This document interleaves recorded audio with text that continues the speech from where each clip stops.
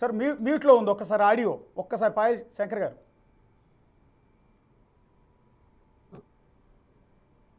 ప్యానల్లో ఉన్నటువంటి మిత్రులందరికీ నమస్కారం. వాయిస్ వస్తుందండి? వస్తుందండి, వస్తుంది. మాట్లాడండి. ఇప్పుడు కేవలం కిరణ్ కుమార్ రెడ్డి గారు మాట్లాడేటటువంటి కొన్ని మాటల్ని ఇప్పటి వరకు విన్నాం. ఈ భారతదేశాన్ని ఎక్కువగా పాలించింది కాంగ్రెస్ పార్టీ.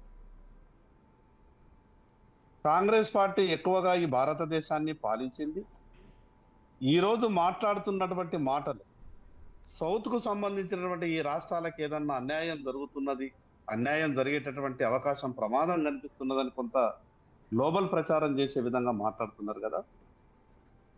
ఒకసారి వాళ్ళు ఆత్మశోధన చేసుకోవాలి. వాళ్ళు పరిపాలించినటువంటి సమయంలో ఏం జరిగింది, ఏ రకంగా జరిగింది, ఎక్కడెక్కడ ఏ ఇబ్బందులు వచ్చినాయి, ఏ రకంగా అన్యాయం జరిగింది అనేది వాళ్ళు ఒకసారి ఆలోచించుకోవాలి.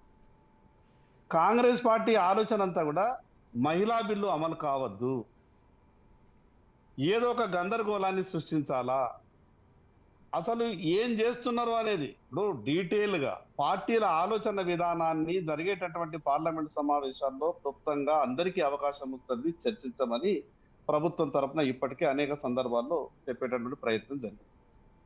కానీ కాంగ్రెస్ పార్టీ మొదటి నుంచి ఒక ప్లాన్డ్గా ఊహజనితటువంటి వార్తలు వచ్చినటువంటి సందర్భంలో కూడా కాంగ్రెస్ పార్టీ నాయకులు అనేక విధాలుగా మాట్లాడేటటువంటి ప్రయత్నం చేశారు. ఈరోజు క్లుప్తంగా మీరు పార్లమెంట్లో అన్ని అంశాల మీద మాట్లాడేటటువంటి అవకాశం ఉన్నప్పుడు పార్లమెంట్లో మాట్లాడుతున్నటువంటి మాటలు మాట్లాడకుండా ఇక్కడ మొన్న రాష్ట్ర ముఖ్యమంత్రి రేవంత్ రెడ్డి గారు మీడియా సమావేశాన్ని ఏర్పాటు చేసి అసలు ఈ రాష్ట్రానికి దేశానికి కావాల్సినటువంటి ఆదాయం అంతా కూడా మేమిస్తున్నాం, ఈ సీట్ల సంఖ్య మీద ఏ రకమైనటువంటి ఈ విధానం సరైనటువంటి విధానం కాదు, ఎవరైతే ఎక్కువ ఆదాయం ఇస్తారో వాళ్ళకి ఎక్కువ సీట్లు ఇవ్వాలనే విధంగా రాష్ట్ర ముఖ్యమంత్రి గారు మాట్లాడారు.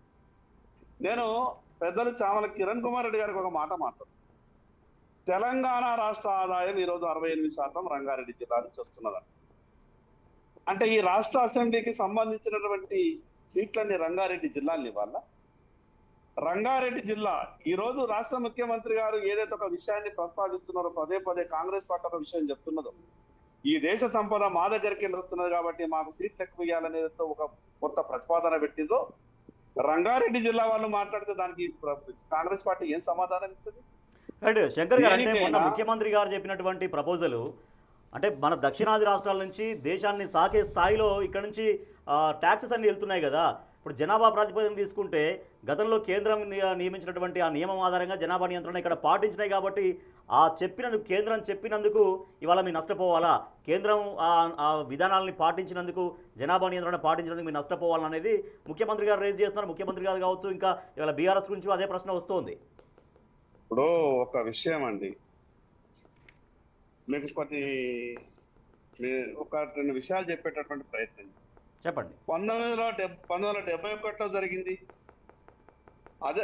మొత్తం మీకు కొంత సమయం కావాలి, నాకు నేను కొంత జూమ్ లో ఉన్నా కాబట్టి కొంత క్లారిటీ కూడా లేకపోవచ్చు, కొంత అక్కడ స్టూడియోలో ఉన్న వాళ్ళకు నాకు కొంత చాలా తేడా ఉంటది. అందరు జూమ్ లో ఉన్నారండి, స్టూడియోలో ఎవరు లేరు. అందరు జూమ్ లో. ఓకే. 1952, 63, 73, 2002 అప్పుడు ఏ ప్రక్రియ ఉండండి, ఏ ప్రాసెస్ జరిగింది? అంటే ఈ రోజు అంటే ఆడలేక మధ్యల మీద నెపం పెట్టినట్టు ఈరోజు భారతదేశం అంతా కూడా కాంగ్రెస్ పార్టీ పోయింది కాబట్టి లేక మొన్నటి వరకు ఏమన్నారు, మేము బాగా సీట్లు గెలిచే వాళ్ళం, ఓటు చోరీ జరిగింది కాబట్టి ఓడిపోతున్నాం అనే దుష్ప్రచారం చేసే. రేపు మహిళా బిల్లు పాస్ అయినాక, సీట్ల పెంపు జరిగిన తర్వాత, డిలిమిటేషన్ జరిగిన తర్వాత మళ్ళీ ఎట్టి పరిస్థితులలో ఈ దేశంలో, ఈ రాష్ట్రంలో కాంగ్రెస్ పార్టీ రాదు కాబట్టి ఏదో ఒక వంక చెప్పి మళ్ళీ తప్పించుకోవాలా, ఓటమికి ఇప్పుడే వాళ్ళు అంగీకరించి ఎట్లా కూడా భవిష్యత్తు ఈ భారతదేశంలో కాంగ్రెస్ పార్టీకి లేదు కాబట్టి ప్రతి ఒక్క విషయాన్ని అసలు వీళ్ళు ఒక రకంగా గ్లోబల్ ప్రచారం చేసి భారతీయ జనతా పార్టీ కేంద్ర ప్రభుత్వంలో ఉన్నది కాబట్టి ఇది సరైన విధానం చేయలేదు కాబట్టి మేము ఓటమి పాలైనామని చెప్పుకోవడానికి ముఖ్య సాకులు ఇప్పటి నుంచే కాంగ్రెస్ పార్టీ వెతుకుతున్నది.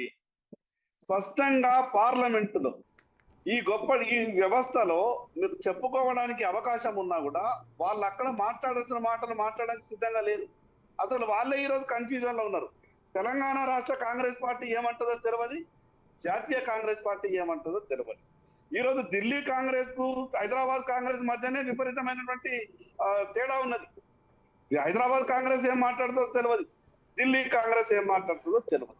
ఈరోజు ఒక గొప్ప ప్రక్రియ జరుగుతుంటే దానిలో సహజంగా ఏదన్నా బిల్లులో లోపాలుంటే పూర్తిగా చెప్పేటటువంటి స్వేచ్ఛ ఆయా రాజకీయ పార్టీలకు ఉంటది. ప్రధాన ప్రతిపక్ష పార్టీ అయినటువంటి కాంగ్రెస్ పార్టీకి అయితే మరీ ఎక్కువ సమయం ఇస్తారు. వాళ్ళు చెప్పేటటువంటి సలహాలు సూచనలు అన్ని కూడా ప్రభుత్వం పరిగణలోకి తీసుకుంటది.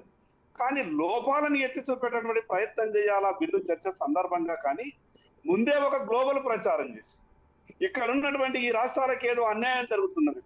ఈ రోజు అక్కడ ఉన్నటువంటి ఈశాన్య రాష్ట్రాలుగా మిగతా రాష్ట్రాలలో ఈ రోజు పార్లమెంట్ అసెంబ్లీ సీట్ల సంఖ్య భారతీయ జనతా పార్టీ నిర్ణయం చేసిందండి. ఆ రోజు మరి ఎందుకు వీళ్ళు ఇక్కడ ఈ తెలంగాణ రాష్ట్రంలో, కర్ణాటకలో, తమిళనాడులో ఇక్కడ విపరీతమైన సీట్లు ఎందుకు పెంచలేదు? ఆ రోజు బాగా మన మీద ప్రేమ ఉంటే, ఈ రాష్ట్రాల మీద కాంగ్రెస్ పార్టీకి నిజంగా ప్రేమ ఒలకవస్తే ఆ రోజులో విపరీత సీట్లు పెంచి చేస్తుండే కదా.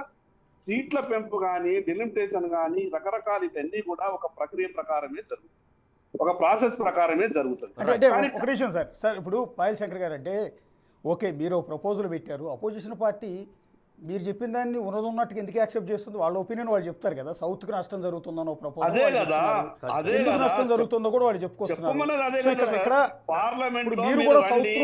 మీరు కూడా సౌత్ నుంచే ఎమ్మెల్యే. సో ఈ సౌత్ కి నష్టం జరగటం లేదు అని అంటారా ఈ పెడుతున్న ప్రపోజల్ వల్ల? వచ్చేమండి, ఇప్పుడు ఆ బిల్లులో ఉన్నటువంటి అనేక విషయాల్ని కేవలం పత్రికలలో వస్తున్నటువంటి వార్తల ఆధారంగానే మనం చర్చ చేస్తున్నాం. నేను ఒక శాసనసభ్యునిగా చెప్తాను, శాసనసభలో కానీ పార్లమెంట్ లో కానీ కొన్ని బిల్లులు వచ్చేటప్పుడు బిల్లు మన చేతికి వచ్చిన తర్వాతనే దాంట్లో ఉన్నటువంటి ప్రతి విషయం మీద మనం డీటెయిల్ గా చర్చ చేయగలుగుతాము. టీవీ ఛానళ్లలో, దినపత్రికలలో వస్తున్నటువంటి, సోషల్ మీడియాలో వస్తున్నటువంటి వార్తలని ఆధారంగా చేసుకొని మనం అన్ని విషయాలు మాట్లాడుకుంటే ఈ ప్రజాస్వామ్యంలో అంటే ఇలా చర్చ జరుగుతుంటేనే కదండి నిజంగా సౌత్ రాష్ట్రాలు, దక్షిణాది రాష్ట్రాలు ఏం కోరుకుంటున్నాయి బిల్లు అనేది ఎవరి